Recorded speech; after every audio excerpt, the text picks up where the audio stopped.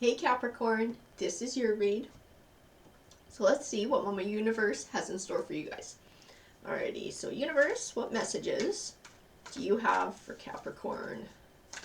You got some guidance, some insight. Ooh, and I think she is good to get going. So we have the crown chakra, which can represent your spirituality as well as light. Sacrifice, harmony, and rejoice in celebration.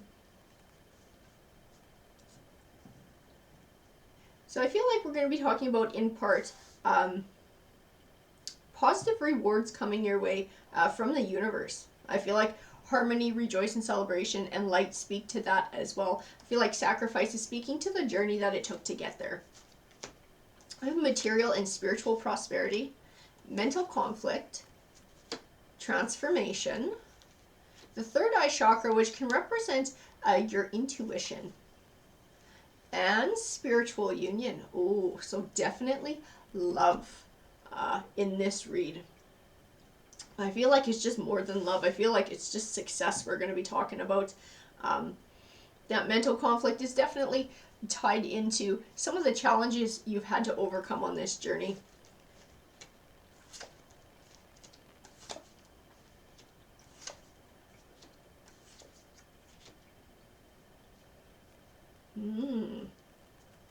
Choices. I have the Seven of Cups, and the Seven of Cups represents having many options, weighing your options carefully, choosing wisely. I have the Six of Swords, which represents moving from a stormier time to a calmer one in your life. So definitely talking about this transition into harmony, into happiness, into celebration. I feel like it's definitely tied into the spiritual union. I have the Fool card, and he can represent taking a leap of faith. I feel like he's tying into the Seven of Cups in this choices. I have the Queen of Swords and the King of Wands here. So I feel your energy with the Queen of Swords, and I feel like this King is speaking to this person in the spiritual union. So I feel like you guys, I don't want to say are opposites, but you definitely have complementary qualities. I feel like this person is very passionate, they're very driven, they're very ambitious, and they've got a lot of fire to them. Where I feel like you're a little bit more cooler, more sort of analytical, looking at things from sort of a more logical point of view, so they might be more apt to jump into things with both feet, whereas you're going to think about it a lot more carefully. I feel like that's where this mental conflict in the Seven of Cups is coming in. I'm going to pull a few more cards. I have a sneaking suspicion that I know a little bit about what choice you're supposed to be wrestling with here.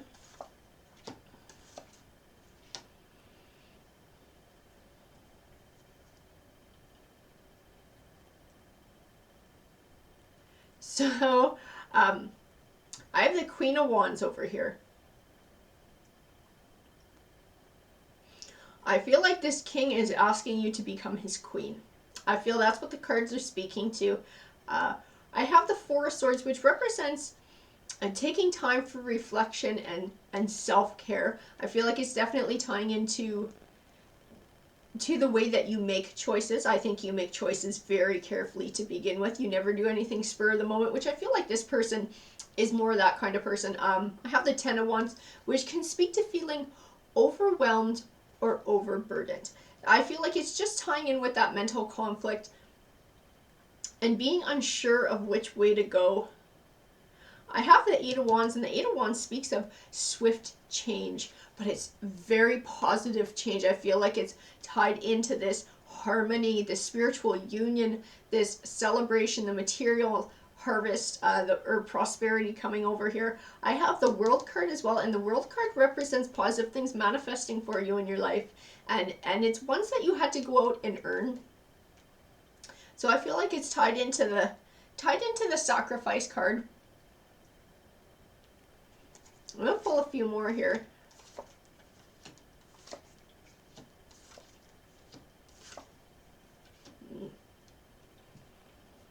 So I feel like you also tend to hold your emotions back in a relationship. I have the Four of Pentacles, And to me, that's what he's speaking to in this read, of holding back. I have the Queen of Cups, and she speaks to emotion. So I feel like that's the side of you that you tend to hold back and don't let a lot of people into.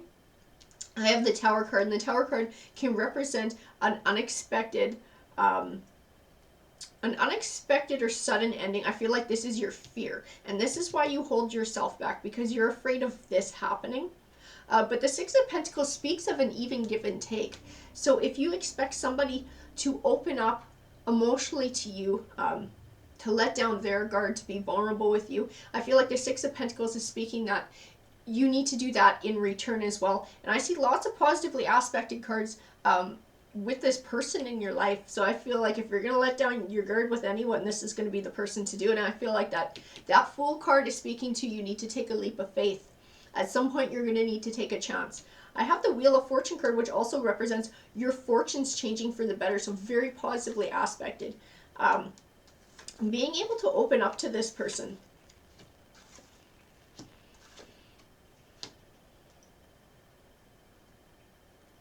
I have the Five of Wands, and the Five of Wands speaks of conflict. I feel like it's speaking to an inner conflict here. I have the High Priestess, and she speaks to your inner self, your intuition, your spiritual side. I feel like you're going to need to tap into that, as well as your emotional side. I feel like it's sort of like that softer side of you that I feel like you don't tap into very often. Most of the time, you're very analytical, you're very logical. You sort of leave emotion and intuition at the door, and you just have to think a problem through to be able to see it. I feel like the cards are speaking to trusting your intuition and trusting your heart here. I have the Two of Pentacles, and the Two of Pentacles again represents balance and an even balance.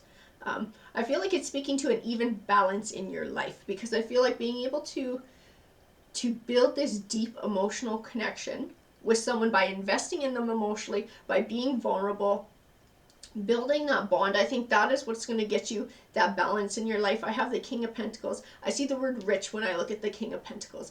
I feel like it's speaking to emotionally rich, personally rich, feeling wealthy within yourself and within your heart and your soul. I have the Ten of Cups, which represents abundance in the home life. So I also feel like this is what you're going to get by being able to open up to this person.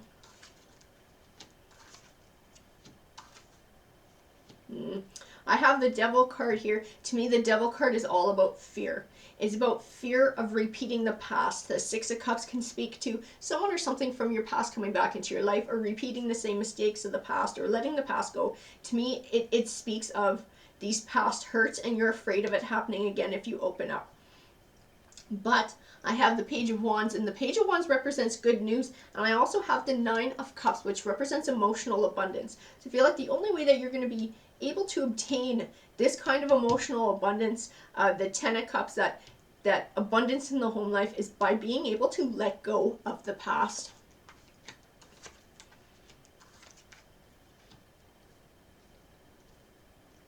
I have the Eight of Swords here, and the Eight of Swords here again is tying into the mental conflict and feeling stuck with that fear of having your heart broken.